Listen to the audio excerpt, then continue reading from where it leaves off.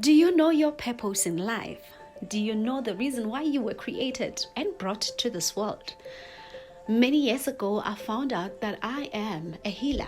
The reason why I was created and brought to this world was because of being a healer, and I heal the nation through faith. Today, I'm sharing with you my journey of a healer. What type of healing am I really doing? So sit, relax, and let's do this. Hey beautiful people, my name is Malibu Ojonzindi. I am a holistic wellness coach and author of 2 amazing books called The Journey and Confessions, and also an accredited meditation practitioner. And welcome to my channel today. So I am talking today about me discovering my purpose in life, because I do believe that each and every one of us who come to this world, we were designed for a purpose, and we have heard motivational speakers talking about this, that you need to know your purpose, you need to know why are you here.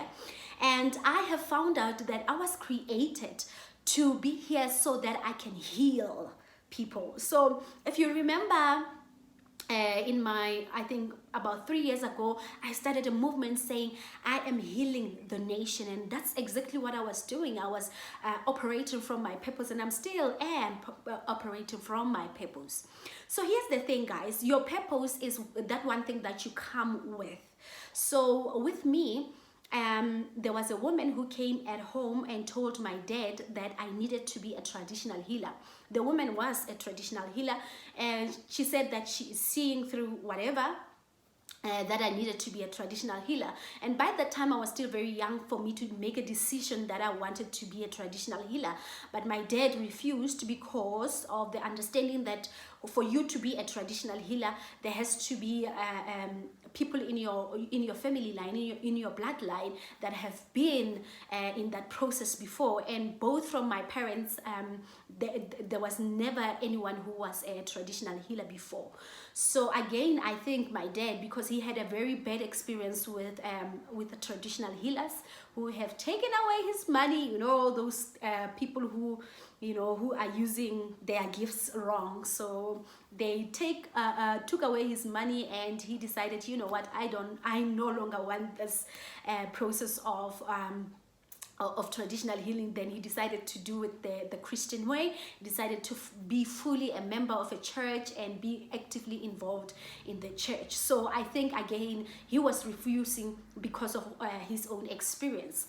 Then when I grew up, when I talked to people, and when people would say that I needed, they think or believe that I have to be a pastor. And I think I've spoken about this on my video on Facebook, but for people who don't know and who haven't seen my Facebook page, maybe I need to really talk about this again. So people thought I should be a pastor, and I knew that being a pastor, no. But again, people think, because in many churches, a pastor is a healer, is a prophet, and all these things.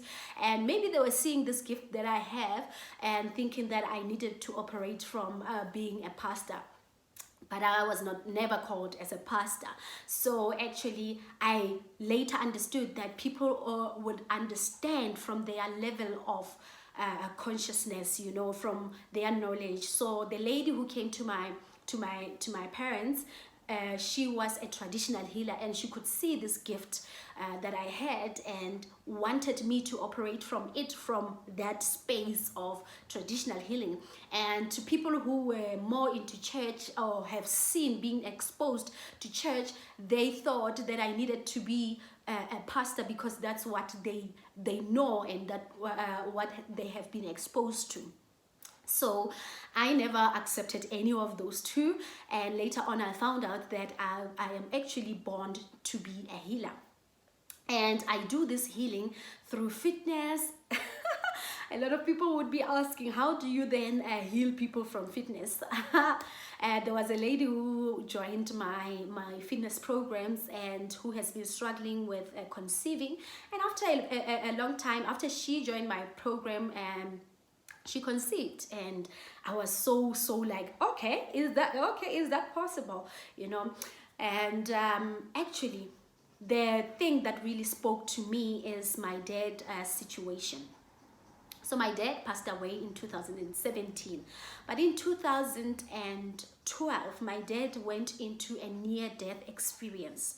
And to people who have seen people who have went into a near-death experience, or people who are dying, they normally talk about seeing people who have died before. So my dad didn't like the process. That was in 2012. He, I think, was seeing the people who died before him, and he was so scared. Or that whole situation for him, it was very scary, and he didn't want to go. And I've heard Jeffrey Allen, who is a psychic, and he works very much into with the spiritual world.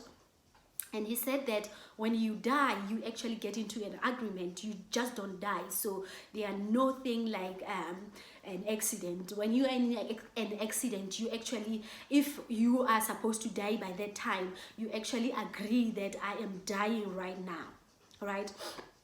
So that's the whole point that I'm trying to make, that when you are dying, then you have an experience of, again, we know that when you are dying, you are going to another space. Your spirit goes to another space. So it makes sense when Jeffrey said that, because I know a friend of mine who was involved in an accident about 3 weeks ago, and the car overturned and she came out with no scratch. And I know that you at home, you also know of people who have overturned and the car was smashed, but they came out alive, because that was not their time to go. But there are people who just hit maybe a wall and they died instantly, because when you go through a death, it's a process, you agree. And I wonder if really people, because we haven't been taught about spirituality, I wonder if people are agreeing, consciously saying that I'm living, or they are, but we have heard also people who have been writing on Facebook that, yeah, my days are near, or whatever, and we go back to their pages when they died, or when they died, that they were giving us messages that they were living. So I do completely believe that you do go through a process of agreeing that I'm living this process of this life, I'm going to another life. So coming back to my story, my dad was going through that process and he wasn't happy about it, and I think he refused. And he was now hospitalized, and he was hospitalized on Sunday. And he was, the doctors couldn't find what was wrong with him. And he was going from one medication to another from Sunday. And here's the thing with me, with this healing process. God is like, he speaks to me when I need to intervene in a certain issue. And he doesn't speak to me like you now hearing my voice. I don't know how to explain it, the things of the spirit, but you know it, that I need to intervene in this issue. So on Thursday, my dad was hospitalized on Sunday. And on Thursday, I then had that inner knowing that I needed to intervene in that issue. And I woke up at 12 midnight, and I prayed, because I'm coming from a background of Christianity, so I use what I have, right? And other people would use a different method, but I woke up and I prayed. So there's no right and wrong here. Okay, so I woke up and I prayed, and when I prayed, this is so amazing, guys, because we are a spirit being, and people have been saying that a lot of times, we are a spirit being having a human incarnation. So the time when I prayed, I was in my room in Sunnyside, Pretoria. My dad was hospitalized in Mafikeng, in Bophelong Hospital, right? And when I started getting into that spirit, tapping into that spirit of healing, then I realized that my spirit was out of the room, and it was with my father, and it was as if my father was agreeing, or my father's spirit was agreeing to the healing process. So then I prayed and I prayed, and I slept. The next day we went to work. So what I did for the past 4 days, from 3 days, Monday until Wednesday, was that actually yes, 4 days, Monday until Thursday, was that I was calling my dad, trying to find out how are you doing and things like that. And he would tell me that now I've been changed medication. They say I have maybe TB, and then later on they change and say it's pneumonia, and later on they change and say something different. So on the day I prayed on Thursday, 12 a.m. So meaning on Friday, then I got so busy at work I couldn't call him. So I got at home at around 7, and I decided, oh, I didn't call my dad, so let me call him. And when I called him, I heard my mom answering the phone, so it didn't make sense because they are visiting hours at hospital, so my mom wouldn't be at hospital by that time. So I said, hey mom, how is dad, where is he? I said, just hold on. Then I started talking to my dad, and my dad told me that I have been discharged. Actually, I have been waiting for your call to call. I have been discharged. And that moment was like the aha moment, like, wow, you have been discharged? How is it that I prayed for you yesterday, actually in the morning, and today you are healed completely? So my dad was healed completely, guys. Like, I'm not talking about like, like when I spoke to him on Thursday, he couldn't even take out that the oxygen. He would tell me that, let me still breathe from this oxygen. And then on Friday, then this person is completely healed, is out of hospital, and he never got sick again until the time, actually the time when he passed away. He was not sick, like he can't breathe and things like that. He was actually agreeing to the healing process, and he even told my mom that this is my time, now I need to go. So by the time when he got healed, I was so surprised, and I said, no man, maybe it's just, a coincidence that I prayed and then something happened. I never thought that I had that gift in me, because I have been seeing people in the church, people who can pray for people, lay hands on people, are people who are very holy, and I was never holy, and I never thought that I could actually go through that. And wow, it happened, and I said, no, let's just say it's a coincidence. Then so many situations happened, and I'm talking about those aha moments now.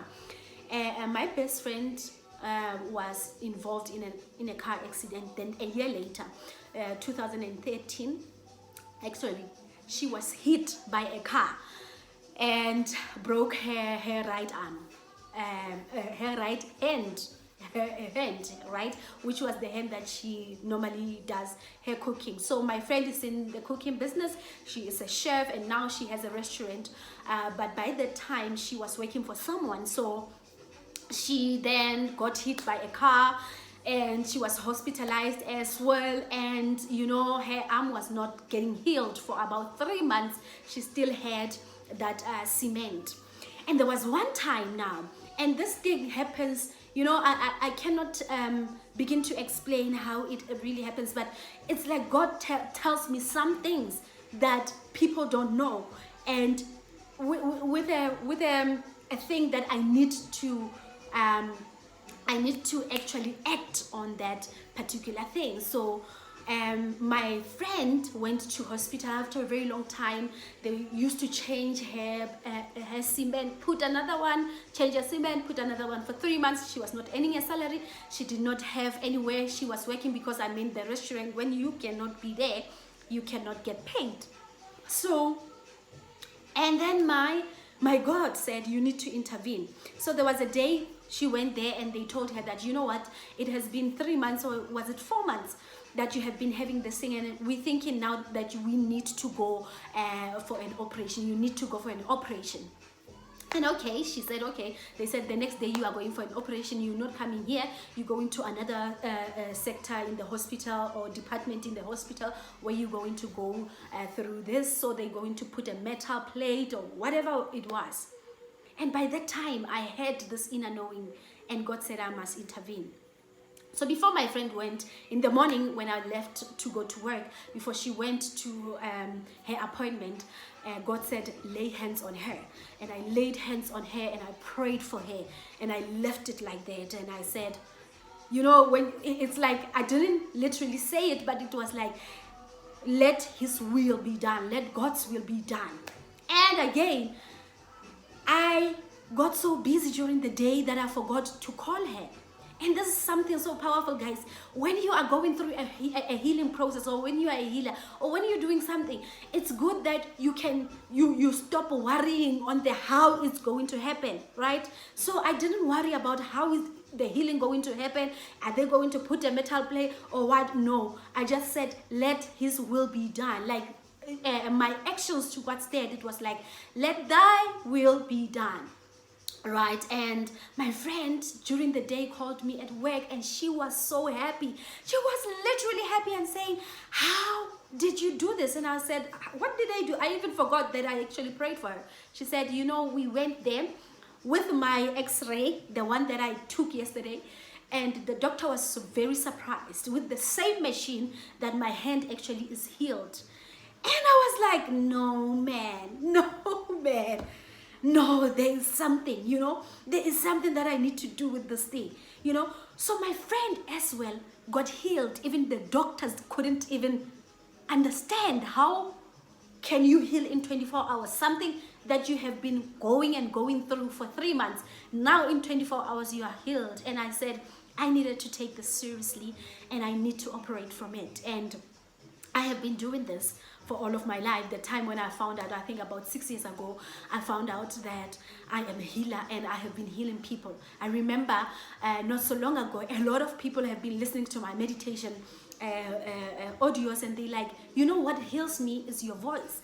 And you know me, like right now you are listening to me, but when I tune into the meditation, then there is a certain frequency that I get into that heals people. And a lot of people, last time I had my meditation session, and a whole lot of people got healed in that, and I could even feel it in my spirit that while I'm directing them to get into a part where they needed healing, I could feel that there is a whole lot of emotions going on. And after the session, they actually said, you know what, thank you for helping me heal myself. And I am saying this because somebody, or you are watching this and you don't know your purpose, and you are asking yourself, what is my purpose? And you're looking at something outside of yourself, but actually your purpose is part of you. It is part of who you are. And I have seen all of my life, I have actually had this inner knowing. I have actually had or being bothered by people who are not healed from relationships, from marriages, or people who are emotionally not healed. And this has been part of my life. I could trace it back to myself, and I found out that actually I have always been this person. And if you are there at home, you are trying also to find your purpose. You don't know, because you know motivational speakers are talking about purpose, and you feel pressured that I need to find my purpose. Your purpose is always part of you. Your purpose is always a part of you. And look around you. Look around the things that are bothering you. Look around the things that people are confirming about you. Look around the things that you like doing, your interest, the things that you are interested in, the videos that you are watching, especially if you are watching this type of videos, and the things that are coming into your timeline on Facebook. It does not happen because it's a coincidence. It happens because it is part of you. And this has been part of me. And today I have healed a lot of people through meditation, through fitness, through coaching, and through meditation. And today I am healing you at home, and I am helping you find your purpose, you know. And I love what I am doing. Being a healer is a part of me. And the Bible says there are 12 gifts that we come with, which are provided by the same Spirit. It says that in the book of Corinthians. And these gifts are gifts of faith, gifts of teaching, gifts of prophecy, and maybe there are a lot. Maybe the Bible just talked about these simple ones, or these 12 ones. Maybe there are a lot of that. You need to go and really find who you are. And if you find who you are, you will operate from your purpose. So thank you for watching my video today. I'm hoping to do a whole lot of these videos, and I'm going to actually in the next coming few weeks we'll be talking more about spirituality and how you can actually tap into your spiritual being, because if you tap into your spiritual being, then you can tap into your purpose. Thank you. Goodbye.